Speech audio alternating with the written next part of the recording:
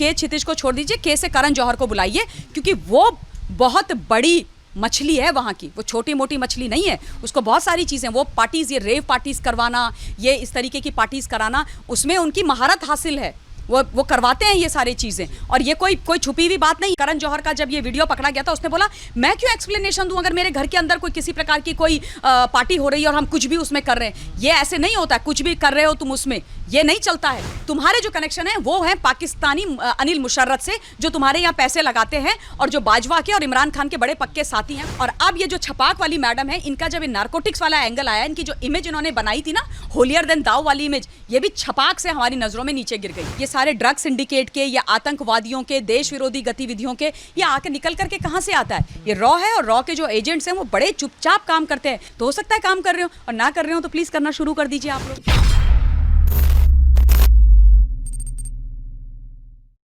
जो धर्मा प्रोडक्शन में काम कर रहे हैं उनका भी नाम सामने आ रहा है, एनसीबी उनको भी समन करने वाली है।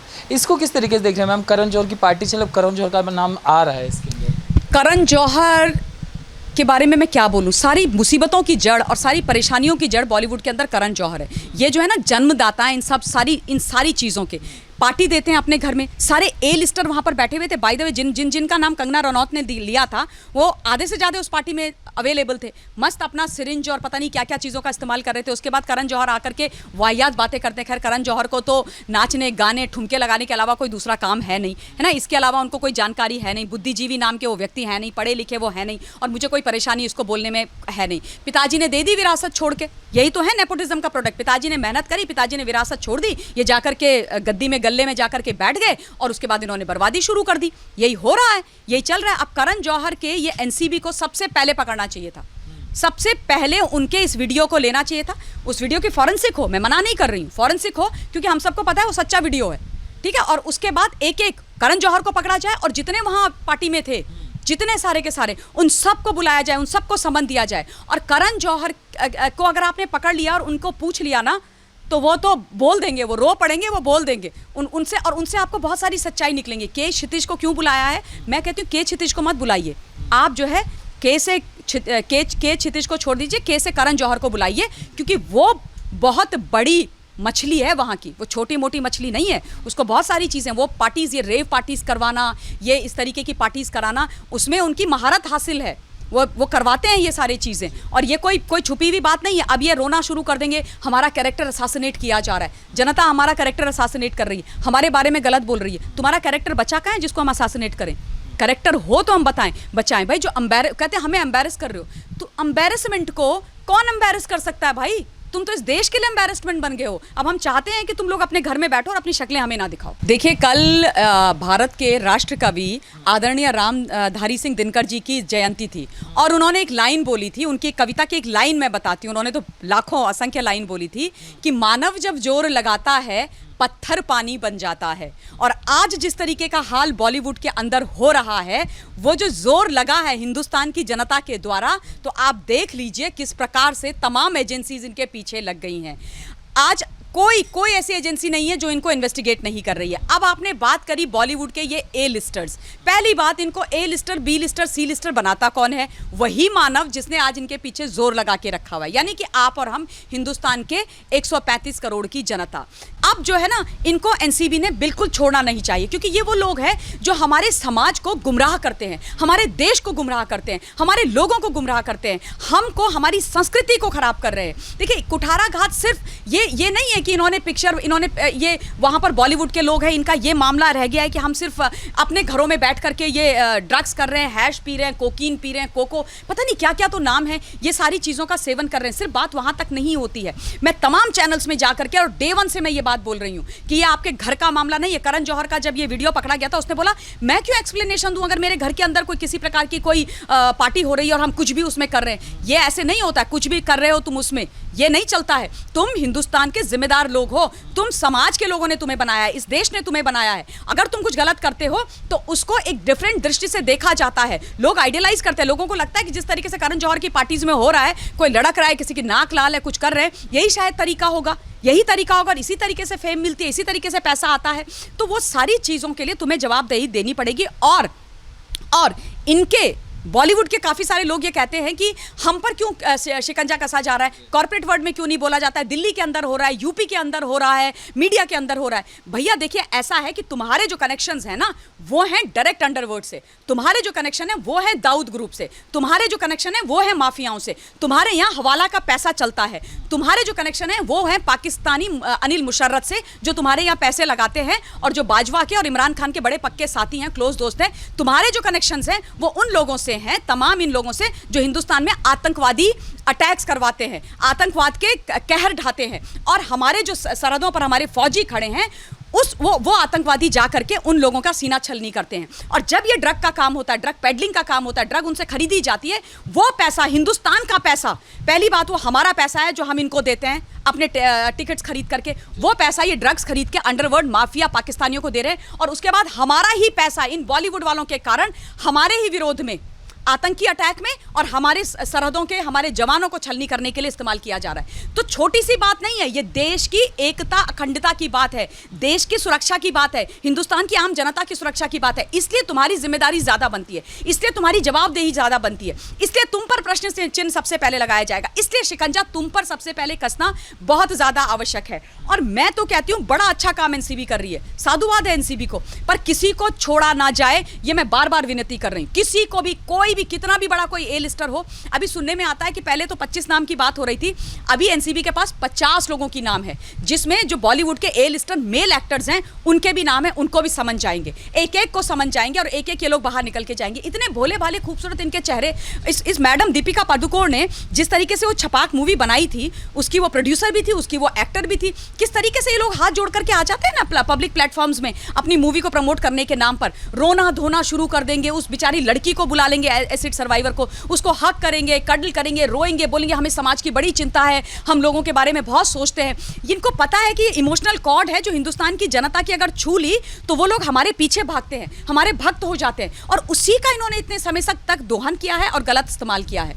और वो कर करके ये लोग हमारा ही पैसा लेकर के हमारे ही देश पर और हमारे देश को बर्बाद कर रहे हैं, हमारे युवाओं को बर्बाद कर रहे हैं। लेकिन अच्छी बात यह है कि जैसे ही ये वहां पहुंची जेएनयू में, छपाक जो है ना, छपाक से नीचे गिर गई। और अब ये जो छपाक वाली मैडम है, इनका जब ये नारकोटिक्स वाला एंगल आया, इनकी जो इमेज इन्होंने बनाई थी ना, होलियर देन दाऊ वाली इमेज, ये भी छपाक से हमारी नजरों में नीचे गिर गई है। और अब मैं ये चाहती हूँ कि इसी प्रकार छपाक से ये जेल की सलाखों के पीछे चली जाए और वहीं छपाक आराम से बैठी रहे। सच्चाई अब निकल करके आई है। जब नारकोटिक्स के एंगल की जांच हुई सुशांत सिंह राजपूत की मृत्यु के बाद, तो पता चलता है कि मैडम तो पूरी लिप्त है उसमें, मतलब बात कर रही है अपनी मैनेजर करिश्मा से, माल है माल, मतलब ये माल दे माल ले, ये वाली जो इनकी है ना पार्टी, इनको मैं कहती हूँ दम मारो दम गैंग, झूम बराबर झूम ग्रुप है इनका, जरा सा झूम लूँ मैं, जरा सा पी लूँ मैं, ये इनकी कहानी है। सारा ये जो कनेक्शन है इनका, ये अल्टीमेटली आतंकवाद पर जाकर के रुकता है, बिल्कुल आतंकवाद के ऊपर भी और ड्रग टेररिज्म दोनों के ऊपर जाके रुकता है। देखिए क्या होता है कि ड्रग्स कहाँ से आती है मैक्सिमम? चाइना और पाकिस्तान से।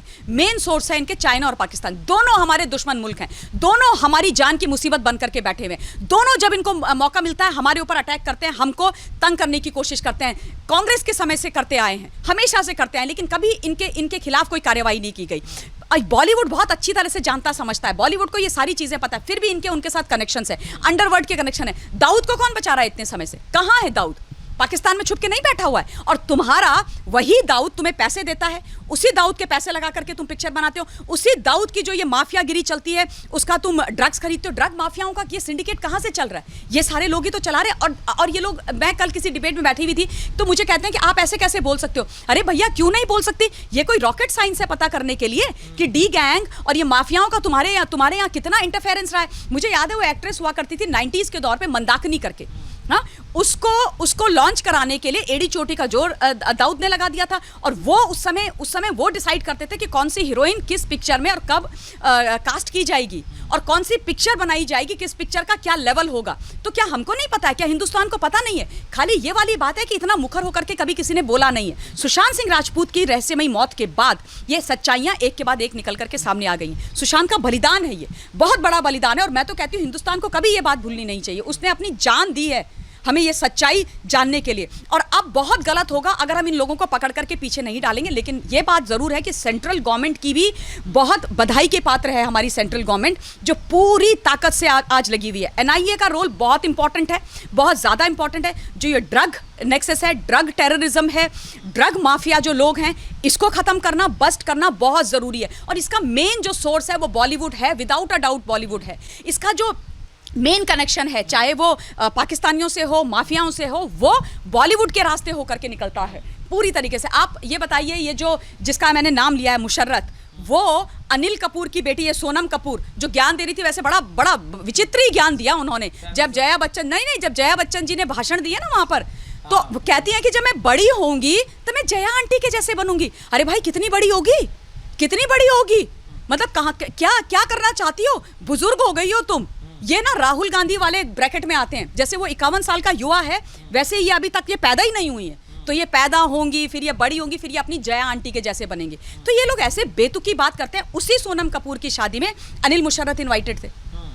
बताइए, आप सोचिए, तो क्या इन पर प्रश्न चिन्ह नहीं लगने चाहिए? मैं तो कहती हूँ अनिल कपूर जी से पूछिए ना, पूछिए कि भाई तुमने कैसे उनको बुलाया, तुम्हारी गेस्ट लिस्ट में कैसे कोई आ सकता है इस तरीके से? मतलब ये तुम क्या देश का सम्मान कर रहे हो, देश का अभिवादन कर रहे हो? देश की सुरक्षा के लिए तुम्हें बहुत चिंता है। और इनके पति रणवीर सिंह उनके पार्टीज में जाके मुशायरे करते हैं भाई, मुजरे करते हैं, नाचते हैं, पैसे लेकर के उनसे आते हैं। तो अब ये मुजरा पार्टी को समन नहीं होना चाहिए, इनकी सच्चाई नहीं पता चलनी चाहिए। चीफ ने भी एलिगेशन लगाया था दीपिका पादुकोण के ऊपर, जब वो जेएनयू में गई थी तो ये चीज़ें सामने आई थी कि अनिल मुशर्रफ के द्वारा ही उनको 5 करोड़ रुपए दिए गए थे वहाँ जाने के लिए, और इस पर उन्होंने ना मानहानि का केस डाला उनके ऊपर, जो एक्स रॉ चीफ है। तो सवाल तो ये उठता है ना, क्या कहीं ना कहीं कुछ सच था क्या? देखिए, बिल्कुल मैंने वो वीडियो देखी और उसके बाद मैंने ये बात भी तमाम चैनल्स में और तमाम इंटरव्यूज़ में बोली है। उन्होंने ये बात साफ बोली है कि उनको 2 फ़ोन कॉल आए थे उस वक्त, एक कराची से आया था और दूसरा दुबई से आया था दीपिका पादुकोण को। ये बात उन्होंने बोली है ऑन कैमरा, ऑन रिकॉर्ड। और उसके बाद वो आई, वहाँ पर खड़ी हुई, उन्होंने अपना जो साइलेंट सपोर्ट था वो सपोर्ट था उनको दिया। बाकायदा कन्हैया कुमार के साथ बैठ करके आप रो रहे हो भैया, ऐसा क्या प्रेम आ गया तुम्हें उन लोगों के ऊपर जो कहते हैं भारत तेरे टुकड़े होंगे? इंशाल्लाह इंशाल्लाह जंग जारी रहेगी भारत की बर्बादी तक। अरे मैडम दीपिका पादुकोण, अगर जंग रहेगी जारी भारत की बर्बादी तक, तो फिर आप जो है ना, जंग हम आपके साथ करते हैं और आपकी सच्चाई हम आपको बताते हैं। 5 करोड़ रुपए में आप बिक जाते हो, आप नहीं बिकते हो, आप अपना ईमान धर्म बेचते हो। मैम, जो मैनेजमेंट कंपनी का जो नाम सामने आ रहा है, उसकी भी जो एम्प्लॉय है उनका कहीं ना कहीं ड्रग से लिंक सामने आता है, उनके सीईओ से भी पूछताछ हुई। तो ये कंपनी मैनेजर सप्लाई कर रही थी या ड्रग के वो सेलर सप्लाई कर रही थी कि जाओ आप करो सेल? देखिए, कौन टैलेंट कंपनी की बात हो रही है, उसमें युवराज एस सिंह करके सुशांत सिंह राजपूत के एक 2 मित्र हैं, वो कल से तमाम चैनल्स पे इंटरव्यूज़ दे रहे हैं। मैंने रिपब्लिक में उनकी बात सुनी थी, जहां पर उन्होंने बोला है कि ये जो टैलेंट कंपनियां हैं, ये एक्चुअली टैलेंट मैनेजमेंट कंपनीज के नाम पर ड्रग का धंधा करती हैं। ये ड्रग मैनेजमेंट कंपनी है, ये ड्रग सप्लाई कंपनीज हैं, ये ड्रग प्रोवाइडर कंपनीज हैं, ये ड्रग पार्टी कंपनीज हैं, ये तमाम इस तरीके की कंपनीज हैं जिसमें ये यूथ को, जो युवा वर्ग जाता है, यंगस्टर्स जाते हैं वहाँ पे, उनको ट्रैप करते हैं, उनको अपने पास लेकर के आते हैं, उनको पहले ड्रग की आदत डालते हैं, ड्रग एडिक्ट बनाते हैं, उसके बाद उनके माध्यम से ड्रग पेडलर्स के कनेक्शन में जाते हैं, वो ड्रग सप्लाई करते हैं, और उसके बाद उनको ड्रग्स की इतनी बुरी आदत डालते हैं कि उनको फिर ये बाकी सारे सेक्सुअल रैकेट्स में भी डालते हैं। और ये सच बात है, ये होता है। और उसने ये बात बोली है कि बड़ा गंदा, बहुत बड़ा सच है इनका, अभी ये मतलब आज तक निकला नहीं है, लेकिन ये निकलना चाहिए। ये करिश्मा, जया शाह देखो आप, ताई कैसी उसकी चीज़ें निकल के आ रही है। बल्कि मैं तो ये बोलूँगी कि जया शाह ने ना अब बिल्कुल सही गुद्दी पकड़ी है एनसीबी ने, उसको पकड़ के रखो। देखो आप उसके मतलब पेट में से कितनी सारी चीज़ें निकल करके आती हैं, एक एक की सच्चाई निकलेगी। करिश्मा की वो बॉस हुआ करती थी, जो ये दीपिका की मैनेजर है।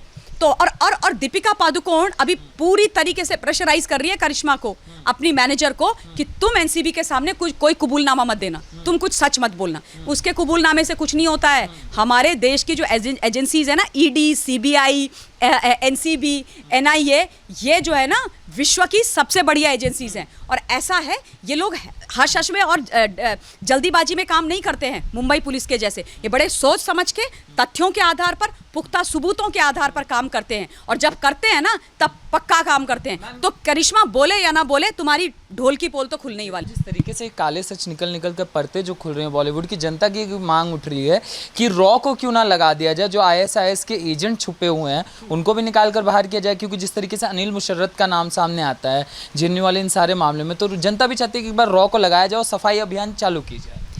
बिल्कुल लगाया जाना चाहिए, रॉ को भी लगाया जाना चाहिए। और क्या पता चुपचाप रॉ काम कर रही हो अंदर, मैं तो मतलब सिर्फ सजेस्ट ही कर रही हूँ, क्योंकि रॉ जो है ओपनली कभी इस तरीके से काम तो करती नहीं है ना उनके, तो वो अपना काम तो करते ही हैं। जब रॉ काम करती है, जब रॉ क्या कहते हैं डिटेल्स लेकर के आती है, तभी तो सारी सच्चाइयाँ पता चलती हैं। ये सारे ड्रग सिंडिकेट के या आतंकवादियों के, देश विरोधी गतिविधियों के, ये आके निकल करके कहाँ से आता है? ये रॉ है, और रॉ के जो एजेंट्स हैं वो बड़े चुपचाप काम करते हैं। सल्यूट करती हूँ मैं उन लोगों को, बहुत बहुत ही हिम्मत का और जज्बे का काम है देश के लिए।